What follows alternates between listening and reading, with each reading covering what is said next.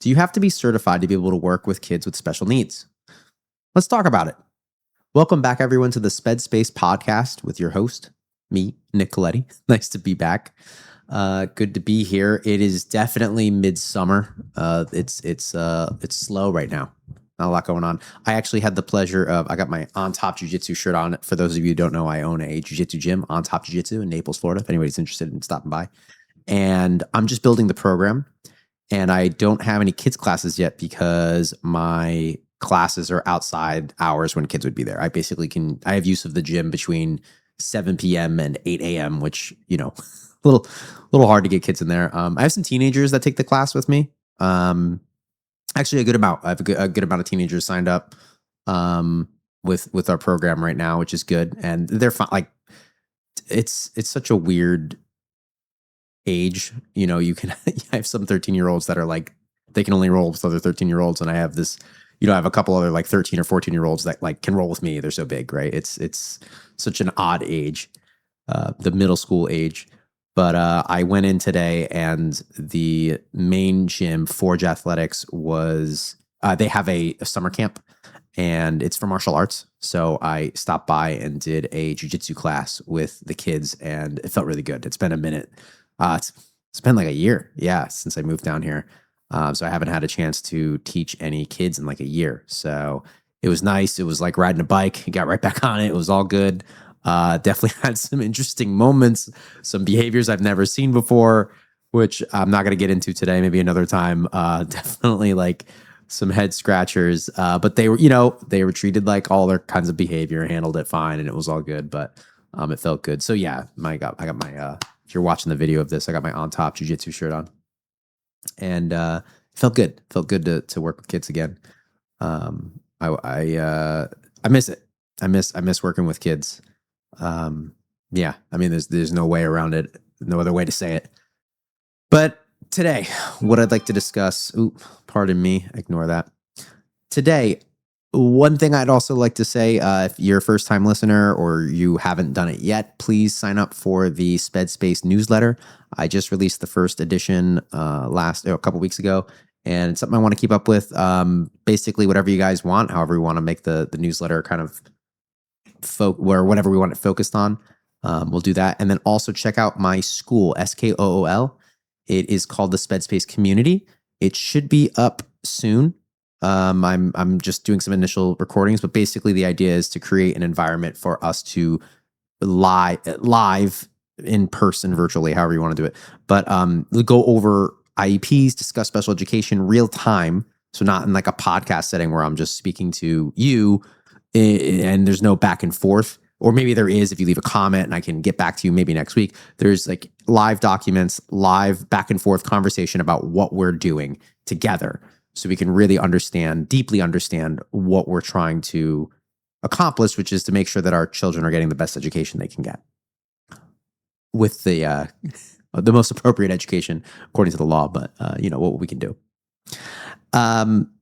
What I wanted to discuss today is I've mentioned before that I joined a bunch of Facebook groups to try to kind of get my name out there a little bit more, help people understand special education a little bit more.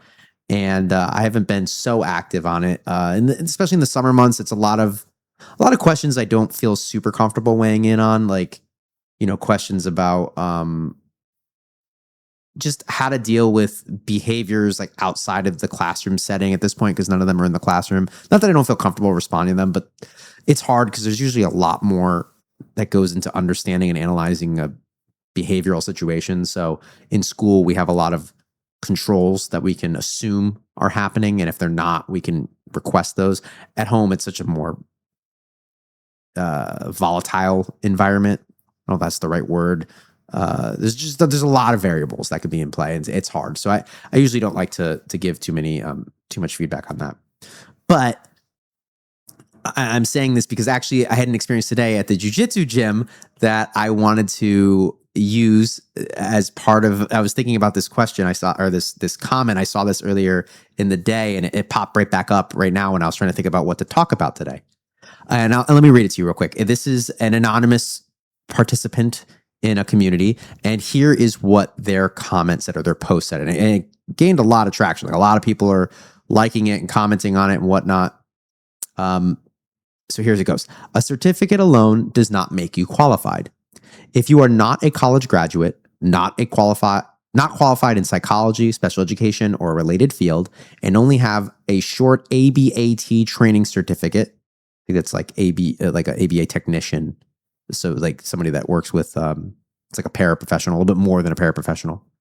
Please don't market yourself as fully qualified to teach children with special needs. Our special kids deserve educators who have the proper knowledge, skills, experience, and commitment to support their development safely and effectively. A certificate alone does not replace comprehensive education, supervised practice, and professional competence. I'm deeply upset and frustrated because my child had to experience the consequences of being handled by someone who wasn't adequately prepared. Families trust professionals with our children's growth and well-being. That trust should never be taken lightly. Please know your limits, continue your education, and prioritize the best interests of the children you serve. So a lot in there, and I don't necessarily agree or disagree with that statement. There's a lot, that goes in there. Now, if you don't know me and you happen to be watching this video, I know it's cut off on the, if you're watching this on Instagram or however I post this, you can see it, but it's kind of cut off in the YouTube video. But those are my college degrees back there. I just put them up there. Actually, my wife put them up there, to be perfectly honest. I didn't put them there, but they're in the background. One of them is my master's in special education. I also still hold a current valid teaching license, even though I'm an advocate now. So when I'm responding to this, I am qualified, right, on paper, and I have my comments on this that I don't necessarily agree fully with this, but just so you know, I am. According to this anonymous participant, I would be someone that is qualified, according to her, right? I have my qualifications. Now, let me just say that that's just a piece of paper, right? I loved my special education master's program. I thought it was fantastic. To say that it made me a better teacher, sure, yes, but it is not what made me qualified to be able to teach or supervise or whatever children with special needs or children in general. That came from hands-on experience, working with fantastic educators and people to guide me along the way, and having the opportunity to make mistakes and learn from them. Now, granted, it's tough to make mistakes when you have kids. You got to be very careful, but you do. You make mistakes every day, and whether they're you try to minimize the severity of the mistakes, but if you're going through and you're a perfect teacher every day, like I don't think that's a reality. I think you can always improve it. You can always do something better. But yeah, I disagree with this take. I think that when it comes to advertising yourself as someone who can work with special needs, I think you need to be honest with what that kind of work is. There's different kinds of work. I was a paraprofessional for nearly 10 years before I got my master's. I think it was like 8 years in, and I got my master's, and 9 years in when I got my teaching certification. I was more than capable of working with kids with special needs. Case in point, I worked with, I was often called as a babysitter. Now, I am not saying that I was tutoring, but I did babysit. I did. I babysat kids and kids with severe special needs, right? Nonverbal, autism, multiple kids on multiple occasions.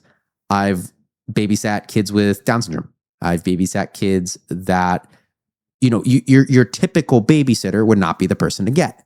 But I wasn't certified anything yet. I just had extensive experience and knew how to make sure that kids were safe, right? A lot of that came from, funny enough, jujitsu here. But point being that I did not have any kind of special training. I didn't have any kind of special certificate. It was experience. It was lots of experience working with lots of different children. So I disagree with that take. Now, I was just babysitting. I think that I could definitely tutor a kid. And I think that you could definitely hire somebody that's tutored. I had my undergraduate degree, which is also up there. I can definitely handle fourth grade math, for example. But there's definitely an art to teaching. And I'm not going to say there's not. That comes with personal experience and professional experience, getting an opportunity to just be in front of kids and try to teach them something, try to help them understand something, and doing it over and over and over again, and honing in your craft and getting better at it, making rapport and building rapport with children. And how do you get the best out of them? That takes practice. That takes experience. I don't think my master's degree helped with any of that, to be perfectly blunt. What I would say that my degree, my classes helped me with was to get a broader understanding of special education, to understand the law a little bit better, and to understand my responsibilities of like how to write a good IEP and what makes a good IEP and those kind of things. But those are a lot of things that I learned on the job as well. So, I think having access to experts, I remember one of my professors was the head of one of the private behavioral programs in the school, in the state, excuse me. And he was a wealth of knowledge. He was awesome to speak with. He understood a lot about behavior. And so getting to pick his brain was excellent. Getting to use all my experience informed the questions that I asked, and it helped me understand his answers when I could relate them back and go try his suggestions or his feedback the next day at work. That was awesome, having access to those kind of people. Yes, our kids definitely deserve the best, but it's also like, what are you asking for? Are you asking? So an ABAT is, I almost went down that path. I ended up getting my master's in special ed, so I just didn't bother doing both because there's no need. But if I went and got my registered behavioral technician, RBT, or ABAT, as it's said in here, the applied behavior analysis technician degree, what are you asking them to do? Technically, a paraprofessional in the public school isn't supposed to be teaching anything new. They're just supposed to be reinforcing skills under the directive of a special education teacher or a service provider. They shouldn't be teaching anything new. So I'm curious as to what they advertise to you.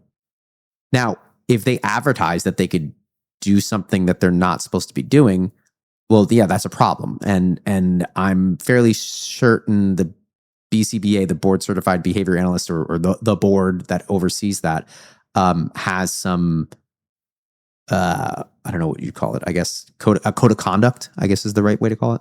And so I don't think, they shouldn't be advertising themselves as more or less than what they are. With that being said, I think an ABAT or an RBT or a paraprofessional, if they work with kids with special needs and they're good at it, can absolutely make sure that a kid is safe and reinforce skills that have already been taught. I also think they could teach some new skills too, but are they certified to do it? Technically, no. That needs to be, like you said here, a qualified psychologist, special education teacher, speech pathologist, occupational therapist, physical therapist, et cetera, right? And the list goes on. So that's kind of my take on that. Now, relating it back to jiu-jitsu, there is a teenager who's 15 years old, and because he's a child, I'm not going to say his name, but he was not conducting himself as a child. He was conducting himself as a seasoned veteran. I saw this child. So I came in, and they were kind of doing their thing. They played a quick game. I kind of got set up. I introduced myself. I ran my class. I did about an hour, which is actually pretty long for that age group. I usually do 45 minutes, but we were legitimately having a good time. There was no real time limit, so we just ran with it. And the kids had fun the whole entire time. Kind of started fading at the end. I read the room. We moved into our kind of like ending game, which is, I call them games. It's jiu-jitsu. It was practice. But we finished up.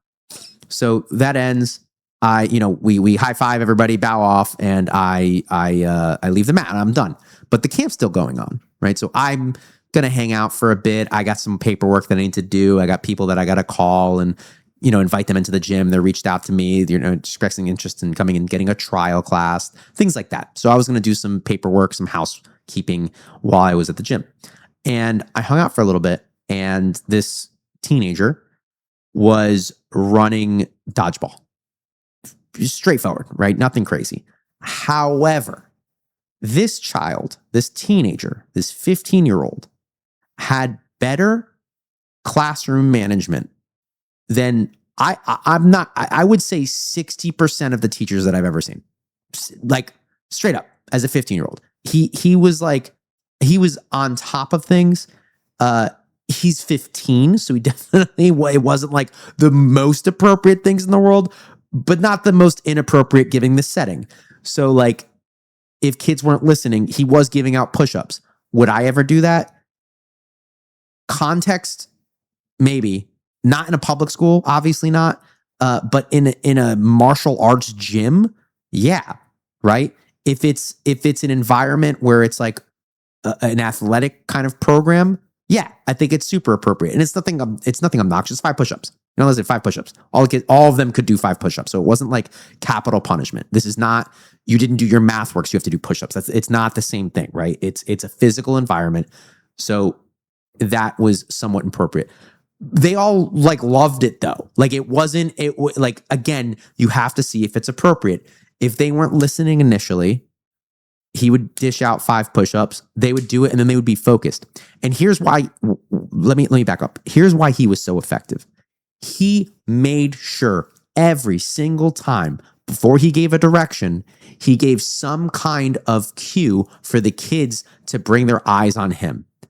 And he was using things, this sounds so simple, but for a 15-year-old, this was awesome, right? I'm not compared to a 30-year-old teacher who's been teaching for 8 years, it's like, okay, this is pretty basic. But again, for a 15-year-old, he understands the attention piece.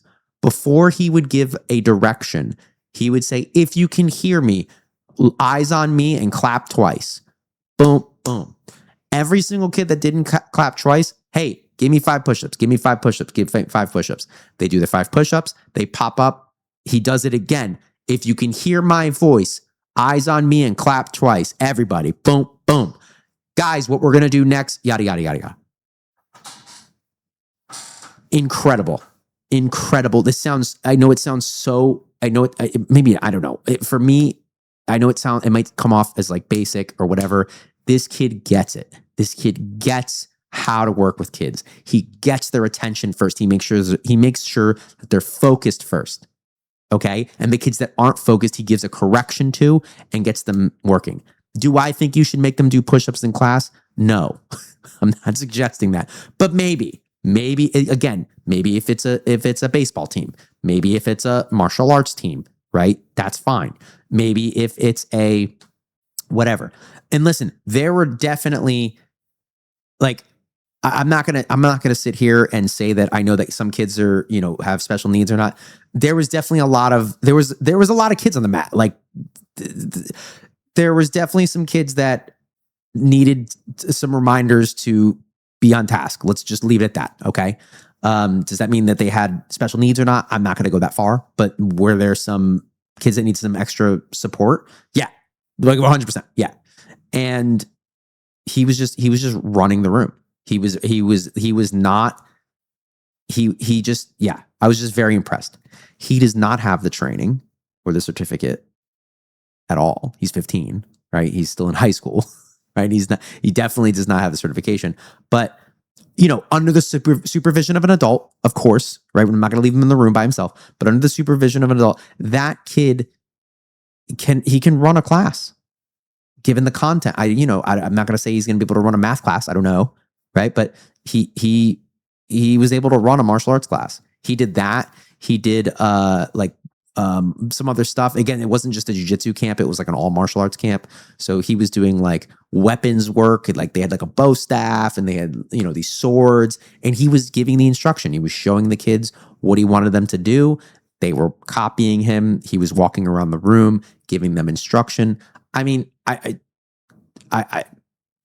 it was fantastic. It was fantastic. And why am I getting at all this? He has learned that through experience. He's clearly done this before. That was not his first day. And he's clearly paid attention when his teachers did it to him. He must have responded really well to good instruction. And he obviously cared. He was focused. And he was like, okay, this works on me. I'm going to pass it along and make sure it works on the kids that I'm working with. It was fantastic to watch. And he doesn't have any training. So to say that you need to have a piece of paper in order to work with kids with special needs, I think that is wrong. I do not think that's true. I think that you definitely should know your limits and what you are capable of doing. And, there are, as parents, I mean, you have to assess that too. Listen, there are people with certificates that, listen, I'm not going to name names. I've worked in so many districts and schools at this point that no one knows who I'm talking about, so it's not a big deal. There are terrible teachers out there, right? Now, 99.9% of teachers I've ever worked with do care about kids. So I do want to say that. Like, rarely have I run into teachers that like just don't care about kids. Like that's kind of crazy. But I have run into some teachers that are just really ineffective. I've run into and it's usually almost always around classroom management. It's not usually around the content. It's rare that it's rare that a teacher doesn't know how to like teach, like get information across. Yeah, but classroom management is not something that gets taught a lot. I didn't learn much about that in my program, my master's program. Now, when you think classroom management, you might be saying, well, this is a special education podcast. We're talking one-on-one. I mean, that's true too. There's a component of that. But I mean, behavior management is behavior management, whether it's a group of, or whether it's one-on-one or a group of 300. I mean, I remember when I was working in Greenwich, back in 2022. I was at my middle school where I taught in 2002. I forget exactly what time of year. I think it was like right before February break, but there was like an earthquake in town, and that's like super rare in Connecticut. But it was like a magnitude 4 or something, so it was kind of sizable again for that area. It's not. I know it's like not much. And this school was kind of falling apart. Actually, I think they're just opening a new school this year. So the Central Middle School. Shout out to you guys. I hope you have a really awesome opportunity to be at the new school. I can't wait to go check it out myself and see it. Excuse me. But there was an earthquake, and the gym, there was like a giant crack that was like visible that you could see from like outside. So they had to close the school down. They had to bring a bunch of scaffolding in and like fix it. And thankfully it was right before a break, so we weren't out too long. But we couldn't go back to the school. The whole school, like nobody was even allowed in the school. Like it was like one of those things. Was the school going to collapse on us? I mean, I guess it could have in the gym, right? But like if you're in some other part of the building, like you'll be fine. But either way, they closed the whole school down. So the grades got dispersed to different areas. I forget where the 6th grade went. The 8th grade, I think, went over the high school. And the 7th grade, which is the grade that I was teaching at the time, we went to another middle school in town. We went to Eastern Middle School. And, it was 150 kids, something like that. It might have been more, might have been less. I'm not quite sure how many kids, around there. Maybe like no more than 180, no less than 130, somewhere in between those two numbers. I think it was like 150. And so, you just throw 150 kids in a school, they can't really accommodate you completely. So what ended up happening is we were mainly housed in the auditorium, which could hold all of us and the teachers at once. And then what we did is very reminiscent of like a college experience. We would get classrooms or library space during times of the day that wasn't being used by the teachers. They were very courteous and let us work in their building. Really put them in a weird space too.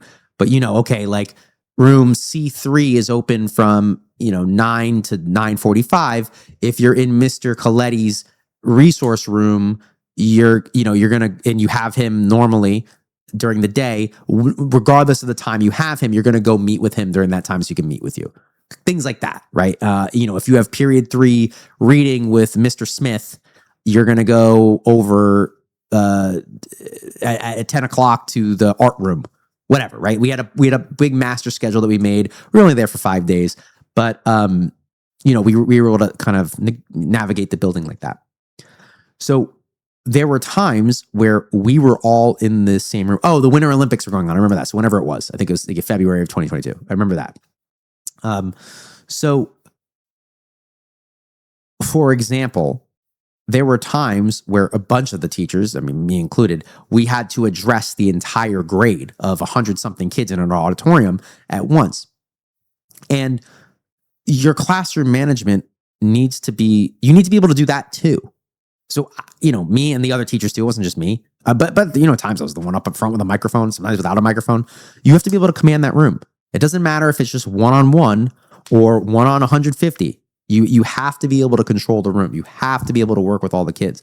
You got to have that banter, that rapport, that back and forth. If kids are acting up, how do you correct it? How do you let all the kids that are doing the right thing know that they should keep doing the right thing, and that you are recognizing that they're doing the right thing? All of this matters, right? And that is not taught. That is not taught in these programs. It's just not.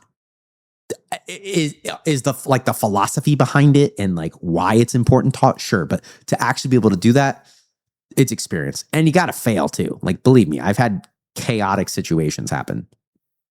I don't particularly recall too many of them because you learn them very quick. But I'm sure I've talked them up before. There's quite a few lessons that I remember specifically learning that were invaluable. Like I remember the very first one I ever learned. I've probably shared it here, but it was such an important lesson that helped me understand everything else that came after it. I was working summer school back in 2007. It was my first year working summer school. And I was with a teacher, Miss O'Brien. Shout out Miss O'Brien. And we were about like 2 weeks into the school year, into summer school. And again, I was 19, like literally I was young. Like I'd never done anything like this before. I had no idea what I was doing. And when I was supposed to have my lunch during the kids' lunch. So they have a half hour to eat. I was supposed to go eat on my own. Now I'm thinking like this job's easy because it was. Right? It was super chill. And I wasn't doing anything crazy. It was my first year. They didn't have me on any crazy assignments, right? Like I wasn't doing anything nuts. I was just with the class. I was like the aide in the class. And I would just go eat with the kids. I would just take my sandwich and I would go sit down in the cafeteria and eat right alongside of them. Because why not? Like they're cool kids. And I would go outside and play and have recess with them and just hang out and play. And like, again, why not? Just have fun. And I was noticing after maybe the first week, they didn't really listen to me. They were kind of just treating me as their buddy, and I didn't know anything yet. And so Miss O'Brien, Shelley, pulled me aside and was like, "Hey, you got to stop eating with them. Like they're seeing you as a big kid. They're seeing you as a friend, and you're not. You're the teacher, right? You're just like me. You're the teacher in the room. You need to create those boundaries." And I'm not gonna lie, I didn't like hearing that at first. I was like, "What? That's not a big like. They're fine. Why? That's kind of a bummer." But I went and sat and separated myself, and then it took about a week to kind of like undo that. But then I realized, they started respecting me, like genuinely started respecting me a little bit more, and not treating me like a kid. And I understood, like, okay, there is a dynamic here. There's a teacher-student dynamic, and that doesn't mean you can't be respectful and develop rapport and get to know the kids. But at the end of the day, you need to make sure that they also understand that there is a difference here, right? That you are the teacher, you're the one that's in charge, and not from like it's my way or the highway kind of thing. It's not like that. It's just that you're an adult, you're someone that is safe, you're someone that they can come confide in, but you are someone that also needs to be listened to and paid attention to, and not just brushed off like others. Not that they should be doing that anyways, but that's where you come in as a teacher and you help them learn those things. So that lesson was my initial behavior management lesson, right? I started understanding that there is a power dynamic, that there is a separation here, and I need to focus on that. I need to harness that. But I also naturally understood that building rapport with the kids is really important. When I taught today, I learned all the kids' names, and I told them before I said anything about jujitsu or what jujitsu is, I go, "Hey guys, there's 12 of you, 14 of you, however many it was, I think it was 14. and one of me. And I'm going to be honest, it's my first time meeting you guys. I know you guys all know each other already, but it's going to be really hard for me to know all your names. So I want to apologize ahead of time if I don't remember your name. And it's going to be, I'm going to learn some of your names, but I'm not going to remember all of yours, and I'll try my best. But please forgive me if I don't remember your name and I ask you to tell me again and again and again. If you forget my name, you can just call me Coach. But I'm Coach Nick. You can call me Nick. You can call me Coach. You can call me Coach Nick. But please, if you forget, easy, just call me Coach and I'll respond. I didn't even talk about jiu-jitsu yet, right? It's just a matter of knowing that, like, knowing their names is a sign of respect. And I know it sounds so silly, but like, learn their names as quickly as possible, so you can call them by their name. All right. Sorry, I just had a good time teaching these kids today. I wanted to talk about that. I wanted to talk about this comment from this person. I'm just looking at it again. Trust that should never be taken lightly. Yeah, I mean, definitely, for sure. I don't think you should definitely. I think I would say most educators and service providers at this day and age understand that trust is hard to come by, and you got to be mindful of that for sure.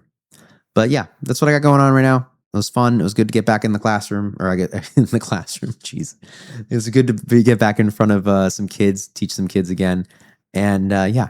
So if you haven't already, please like and subscribe, and give this podcast a 5-star review wherever you're listening to it, Spotify, Apple, or wherever you get your podcast. Let somebody know about it. Please share it.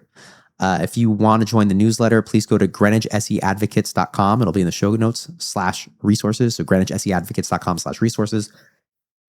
I will get a link to the school in there as well. That's, again, I'm still building that out, but that's another place to check out where you can get some support.